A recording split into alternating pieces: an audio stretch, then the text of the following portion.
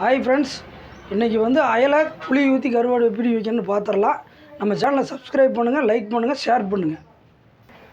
அதுக்கு என்னென்ன பொருள் தேவைன்னு பார்த்துடலாங்க. 2 ஸ்பூன் மிளகாத்தூள், 2 ஸ்பூன் மல்லித்தூள், 1 ஸ்பூன் மஞ்சத்தூள், ஒரு எலுமிச்சம்பழம் சைஸ் புளி, அயலை கருவாடு 2 100 கிராம் வந்து சின்ன வெங்காயம் நறுக்கி வச்சுருக்கிறோமுங்க, 2 தக்காளி. இப்போ அடுப்பு பற்ற வச்சு சட்டி அடுப்பில் வச்சிடலாங்க. இப்போ எண்ணெய் ஊற்றிக்கலாங்க.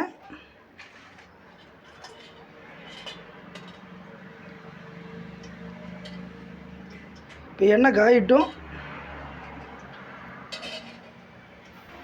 இப்போ வெங்காயம் எண்ணெய் காய்ஞ்சிருச்சுங்க. இப்போ வெங்காயம் போட்டுக்கலாம்.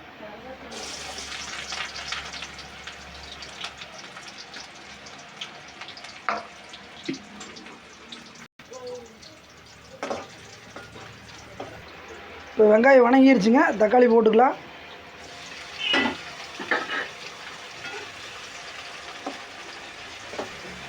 அதாவது கருவாட்டிலே உப்பு இருக்குங்க.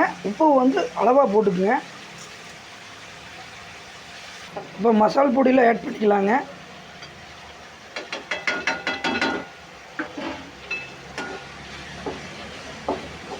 இப்போ வந்து புளி ஊற்றிக்கலாங்க.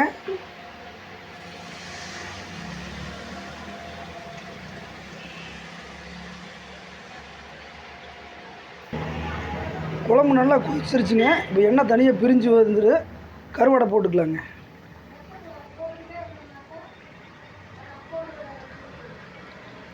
திடீர்னு வீட்டில் உரம்பரை வந்துட்டாங்க அப்படின்னா ஒரு 10 நிமிஷத்தில் இந்த குழம்பு வச்சிடலாங்க. குழம்பு மணக்க சுவையாக இருக்குங்க. இதே மாதிரி நீங்களும் ட்ரை பண்ணி பாருங்கள்.